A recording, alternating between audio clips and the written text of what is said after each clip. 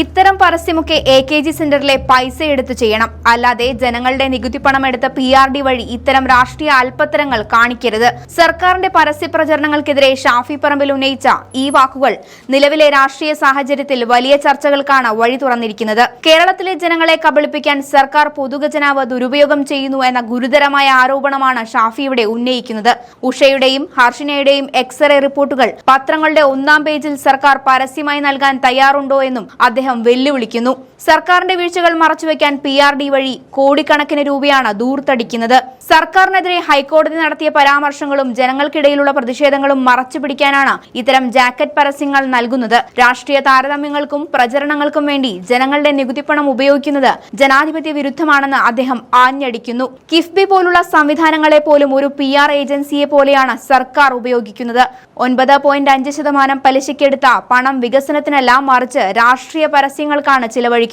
മുൻപ് ഒരു സർക്കാരും ചെയ്യാത്ത രീതിയിൽ പഴയ UDF സർക്കാരിനെതിരെയുള്ള പത്രവാർത്തകൾ എടുത്തു നൽകി രാഷ്ട്രീയ കുപ്രചരണം നടത്തുകയാണ് PRD ചെയ്യുന്നത്. അധികാരം നഷ്ടപ്പെടുമെന്ന വെപ്രാളമാണ് സർക്കാരിനെ ഇത്തരം വഴിവിട്ട നീക്കങ്ങളിലേക്ക് പ്രേരിപ്പിക്കുന്നത്. UDF കാലത്ത് 18 മാസത്തെ ക്ഷേമ പെൻഷൻ മുടങ്ങിയെന്ന പ്രചരണം ശുദ്ധ കള്ളത്തരമാണെന്ന് ഷാഫി തെളിവുകൾ സഹിതം വ്യക്തമാക്കുന്നുണ്ട്. നിയമസഭയിൽ തോമസ് ഐസക് തന്നെ നൽകിയ മറുപടിയുടെ കോപ്പിയും ഇതിന് സാക്ഷ്യമാണ്. ആവർത്തിച്ചു പറയുന്ന കള്ളങ്ങൾ സത്യമാക്കാൻ നോക്കുന്ന സർക്കാരിന്റെ തന്ത്രം ഇവിടെ ഫലിക്കില്ല. ഉമ്മൻചാണ്ടി സർക്കാരിന്റെ കാലത്ത് വൈദ്യുതി നിരക്ക് കുറച്ചതും നിലവിലെ സർക്കാർ അത് 3 ഇരട്ടി വർദ്ധിപ്പിച്ചതും അദ്ദേഹം ചൂണ്ടിക്കാട്ടി. KSEBയും വാട്ടർ അതോറിറ്റിയും ഇന്ന് വൻ പ്രതിസന്ധിയിലാണ്. വെള്ളക്കരവും പാൽവിലയും അടിക്കടി വർദ്ധിപ്പിച്ച് ജനങ്ങളെ ദ്രോഹിക്കുന്ന സർക്കാരാണിത്. വികസന നേട്ടങ്ങൾ പറയാനുണ്ടെങ്കിൽ എന്തിനാണ് ഇത്തരം കള്ളത്തരങ്ങൾ പരസ്യമായി നൽകുന്നത്? സർക്കാരിന്റെ ഇത്തരം രാഷ്ട്രീയ നാടകങ്ങൾക്ക് കൂട്ടുനിൽക്കുന്ന PRD ഉദ്യോഗസ്ഥർ ഒന്നോർക്കണം. നിങ്ങളുടെ ശമ്പളവും ഈ പരസ്യത്തിനുള്ള പണവും വരുന്നത് AKG സെന്ററിൽ നിന്നല്ല, മറിച്ച് ഈ നാട്ടിലെ പാവപ്പെട്ട ജനങ്ങളുടെ നികുതി പണത്തിൽ നിന്നാണ്. എത്ര കൈയും കാലും ഇട്ടടിച്ചാലും ജനങ്ങളുടെ പണം ആറ്റിൽ ഒഴുക്കിയാലും ഈ സർക്കാർ തിരിച്ചു വരാൻ പോകുന്നില്ലെന്നും ജനങ്ങൾ എല്ലാം കാണുന്നുണ്ടെന്നും പറഞ്ഞാണ് ഷാഫി പറമ്പിൽ തന്റെ വാക്കുകൾ അവസാനിപ്പിക്കുന്നത്. ആ രംഗങ്ങൾ കണ്ടുനോക്കാം. പ്രസിഡന്റ് ഒരു ചോദ്യം ചോദിച്ചല്ലോ, ഉഷയുടെയും ഹർഷിനയുടെയും എക്സ്റേ സർക്കാർ പൈസ ഉപയോഗിച്ചിട്ട് 1-ാം പേജിൽ ഒന്ന് കൊടുക്കട്ടെ, ഒരു ജാക്കറ്റായിട്ട്. ഈ ഗവൺമെന്റിന്റെ വലിയ നേട്ടങ്ങളാണല്ലോ ഉള്ളിൽ കൊടുത്തത്. KPC പ്രസിഡന്റ് ചോദിച്ചല്ലോ, ഉഷയുടെയും ഹർഷിനയുടെയും എക്സ്റേ 1-ാം പേജിൽ ഒരു ജാക്കറ്റായിട്ട് വലിയ പരസ്യമായിട്ട് PRD ഒന്ന് കൊടുക്കട്ടെ. സർക്കാരുകൾക്കെതിരെ വന്ന പത്രവാർത്തയാണ് കൊടുക്കുകയാണെങ്കിൽ പത്രം എത്ര എണ്ണം അച്ചടിച്ചാലും തീരാത്ത അത്രയും വാർത്തകൾ ഈ ഗവൺമെന്റുകൾക്കെതിരെ വരുന്നില്ലേ? ഹൈക്കോടതിയുടെ പരാമർശങ്ങൾ ഈ ഗവൺമെന്റിനെതിരെ വന്ന എത്രയോ വിഷയങ്ങളില്ല. പ്രസിഡന്റ് പറഞ്ഞ അങ്ങയുടെ ചോദ്യത്തിന്റെ ഉത്തരം AKG സെന്ററിൽ പണമെടുത്ത് ചെയ്തോട്ടെ.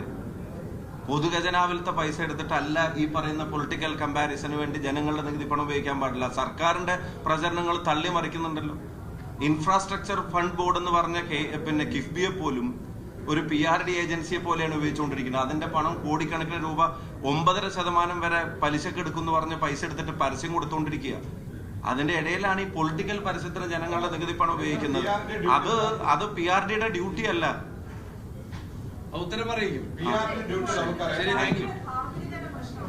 പിന്നെ എന്താണ് കള്ളത്തരം എന്ന് ചോദിച്ചു. നിയമസഭയിൽ ഞങ്ങൾക്ക് കിട്ടിയ ഉത്തരം 18 മാസത്തെ പെൻഷൻ കേരളത്തിൽ UDF ഗവൺമെന്റിന്റെ കാലത്ത് മുടങ്ങിയിട്ടില്ല എന്നുള്ളത് കേരളത്തിലെ എല്ലാവർക്കും അറിയാവുന്ന കാര്യമാണ്. അതൊരു കള്ളപ്രചരണമായിരുന്നു. ആവർത്തിച്ച് പറയുന്ന ഒരു കള്ളം സത്യമാക്കാൻ നടത്തിയ ശ്രമങ്ങളുടെ ഭാഗം. നിയമസഭയിലെ ഉത്തരം കൃത്യമായി ശ്രീ തോമസ് ഐസക് പറഞ്ഞ ഉത്തരത്തിന്റെ കോപ്പി ഇവിടെ സമർപ്പിക്കാം. 18 മാസം പെൻഷൻ മുടങ്ങിയിട്ടില്ല എന്നിട്ട് അത് ഇതിനകത്ത് ഒരു കള്ളത്തര പ്രചരണമായിട്ട് നടത്തുകയല്ലേ. വൈദ്യുതി ചാർജ് കുറച്ച സർക്കാരുകളിൽപ്പെട്ട ഒരു സർക്കാരാണ് ഉമ്മൻചാണ്ടി സർക്കാർ. അതിന്റെ അവസ്ഥ ഇപ്രാവശ്യം എന്താ?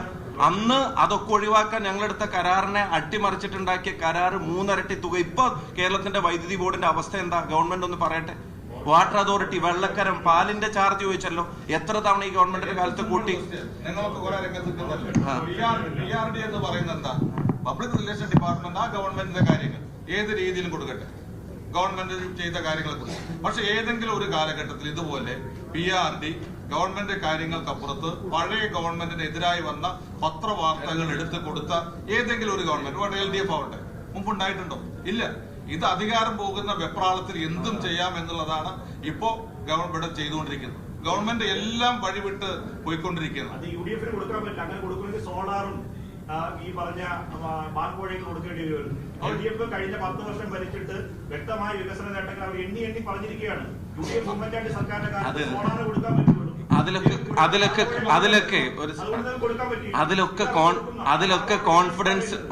കോൺഫിഡൻസ് ഉണ്ടായിരുന്നെങ്കിൽ ഈ PRD വെച്ചിട്ട് ഈ രാഷ്ട്രീയ പിന്നെ അല്പത്തരം കാണിക്കേണ്ട ഗതികേട് സർക്കാരിനുണ്ടാവില്ല.